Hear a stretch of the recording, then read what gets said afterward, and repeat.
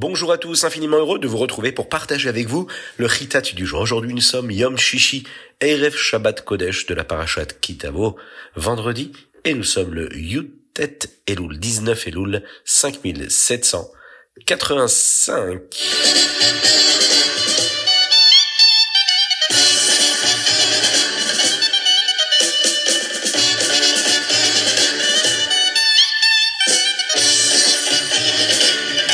Et démarrons tout de suite notre Chumash. Aujourd'hui, nous parlons de cette Tochecha là. C'est une aliyah, le Yishishi, dans lesquels les événements que Moshe Rabbeinu annonce au Béné Israël ne sont pas si joyeux que cela. C'est ce qui se produira s'ils ne respectent pas la Torah. Et notre coutume est de n'appeler personne à la Torah pour cette aliyah. Nous l'avons vu dans la Yom Yom. La personne qui lit la Torah le prendra cette montée-là elle-même. Et on va voir que c'est une aliyah qui est très longue. L'une des raisons que Moshe Rabbeinu donne pour toutes ces punitions-là qui sont écrites ici dans cette partie de la paracha, c'est tout simplement Tachat Asher lo avadta et Hashem Elokecha besimcha uvetuv levav merov kol. Parce que vous n'avez pas servi Hashem, votre Dieu, avec joie et d'un bon cœur, malgré l'abondance de tout.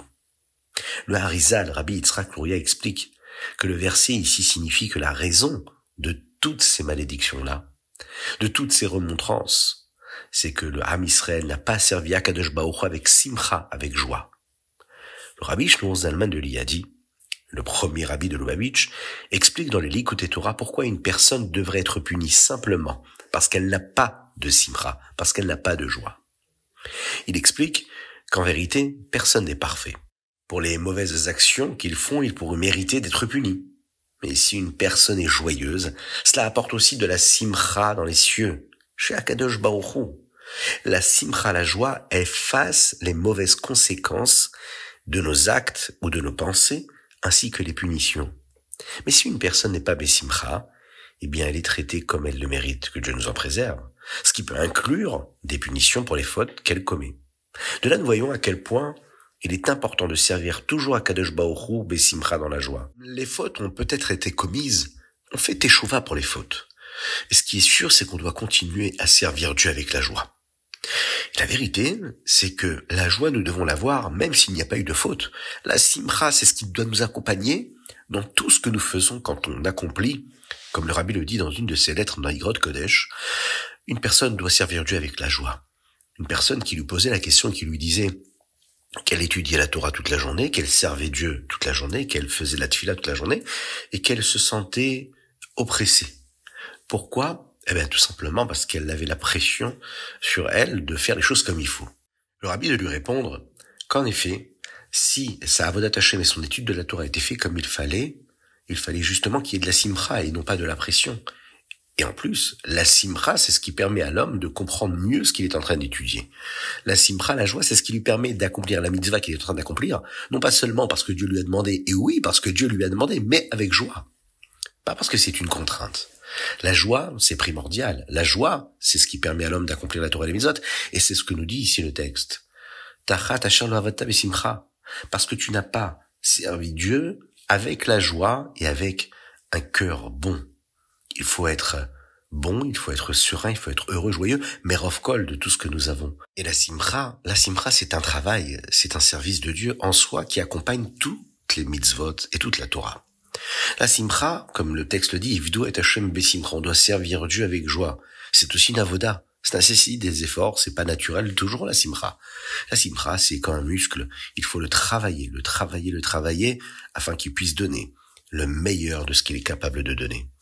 Bezrat Hashem, qu'on puisse être toujours joyeux, pour mériter toutes les bénédictions d'Hashem.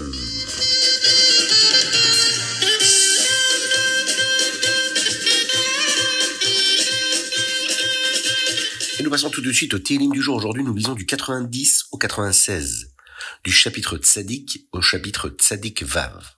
Le chapitre du mois d'Elul, c'est le chapitre Nun E, mais aussi le Nun Vav et le Nun Zayin.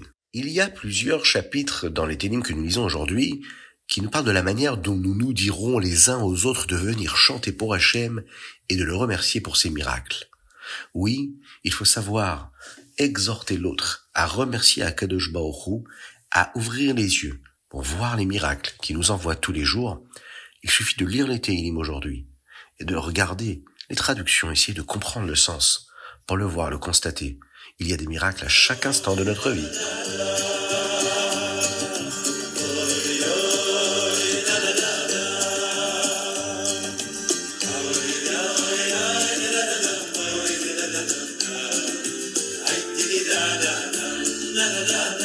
Tanya Igeret Akodesh Siman Tedvav.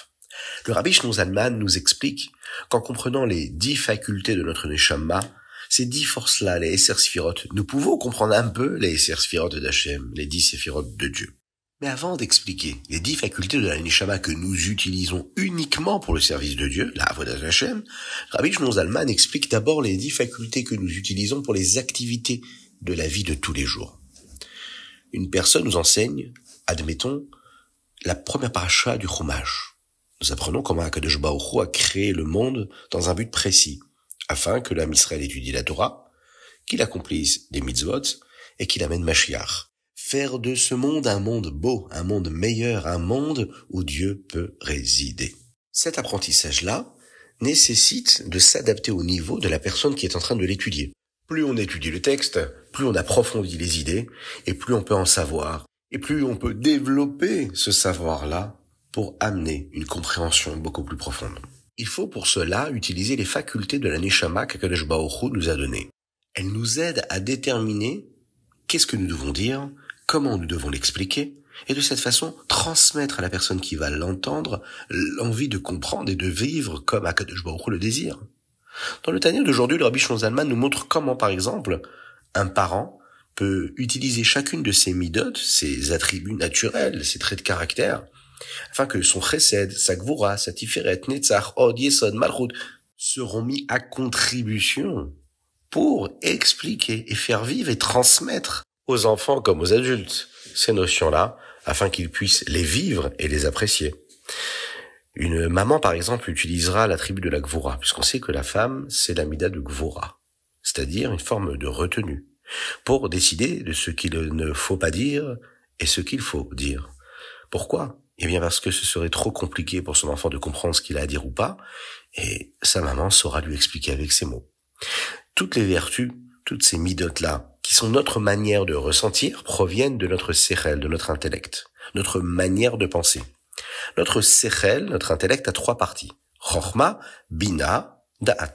Chochma, c'est la sagesse, qu'on pourrait traduire comme de la sagesse. Bina, on peut la traduire comme la compréhension, et Da'at, la connaissance. C'est ce que nous connaissons. Chochma, Bina, Da'at, Chabad. Les facultés si spéciales que nous avons pour penser et comprendre. Plus une personne comprend, plus ses sentiments, ses midotes deviennent intelligentes et moins primaires. Pour prendre l'exemple d'un petit enfant, un petit enfant, lui, ne comprend pas tout, ne ressent pas tout, il est encore bébé. Il est très facilement bouleversé par des petites choses et par des petites circonstances. Les enfants plus âgés savent déjà ne pas être dans la même situation et prendre un peu plus de recul. Plus on grandit, plus on comprend, plus on prend du recul et moins nous donnons de l'importance à des choses qui sont insignifiantes. Oui, en effet, on peut être un adulte et être aussi un enfant lorsqu'on n'a pas fait ce travail-là, et on est confronté à ça tous les jours, de faire passer le message, de faire passer la situation par l'intellect, le sechel, et ensuite par les midot. Mohar, shalit alalev. C'est ainsi que, en nous assurant que notre chabad, et surtout notre da'at, c'est-à-dire notre capacité de connexion entre l'intellect et les émotions, est comme il se doit. Nous rendons toutes nos midot plus fortes et meilleures. Et Mirsa Hashem, si Dieu le veut. On verra comment, dans la suite du Tanya, on nous montre comment utiliser ces facultés de notre Neshama pour servir encore et toujours mieux. Hakadosh Baruch Hu.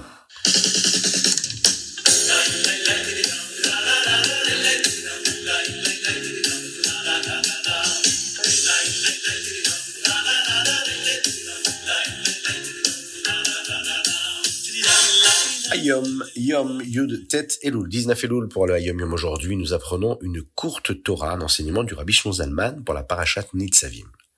Lorsque le Rabbi Shlomo Zalman était à Vitebsk, il a dit une fois un enseignement, c'est comme un court Mahamar, pour expliquer les 2 premiers versets du début de la Parashat Nitzavim, selon la Chassidut. Ces versets-là parlent de la façon dont les Juifs se tiennent ensemble pour promettre de respecter les mitzvot. La Torah nous dit que cela inclut les dirigeants, les personnes âgées, les hommes, les femmes, les enfants.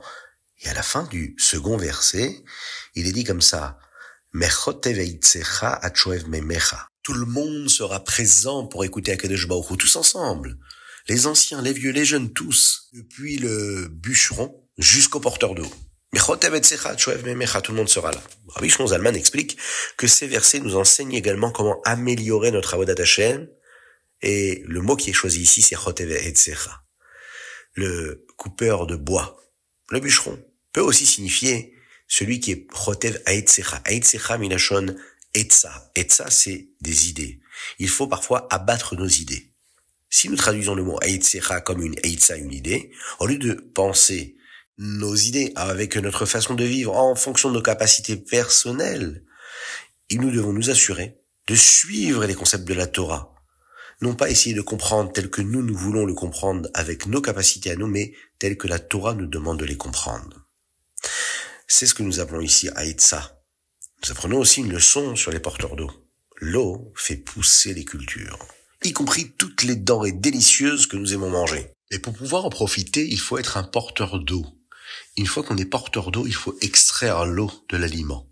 Non pas seulement pour penser à ce qui est agréable pour nous, mais pour penser à accomplir notre mission correctement. C'est ce qu'il faut qu'on fasse dans toutes nos idées, savoir faire le tri, savoir faire ressortir ce qu'il y a de délicieux lorsqu'on est sûr d'accomplir notre mission en fonction de ce qu'Akadosh Baruch Hu nous demande de faire. C'est un enseignement que nous devons prendre et qui nous permet d'atteindre le sommet de tout ce qu'Akadosh Baruch Hu attend de chacun d'entre nous.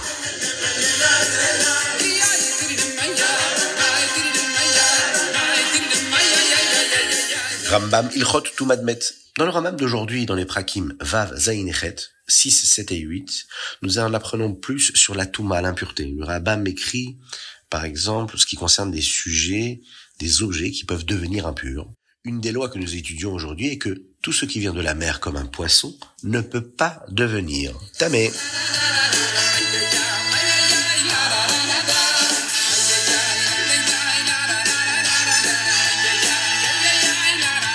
Et voilà, c'était le Chitat, mais on va se quitter avec un très joli mot de Chassidut concernant cette préparation à la fête de Rosh Hashanah.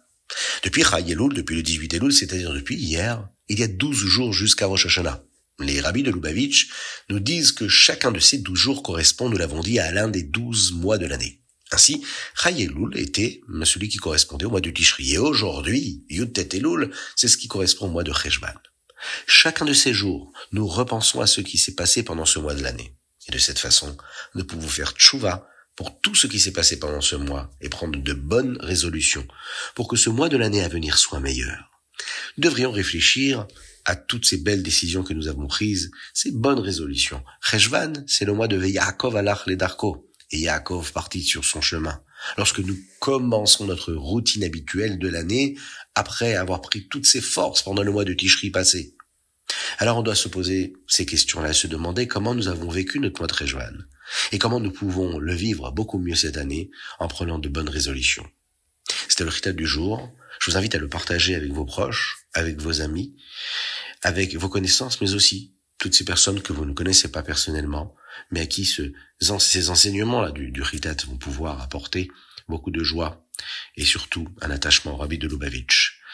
Que Dieu vous bénisse et qu'il vous protège, qu'il inonde votre existence de bonté, de grâce et de miséricorde, qu'il vous apporte la bracha matérielle et spirituelle, la joie véritable, surtout la Géoula Amitit Veshlema, avec la libération de tous les otages, avec une belle hatzlacha pour nos chayalim qui se battent pour nous en Eretz Israël, et surtout une très très belle refoua shelema à tous les malades du Ham Israël, et parmi eux Avram Nissim Ben Sultana. Shabbat Shalom, Agut Shabbos, et à très bientôt.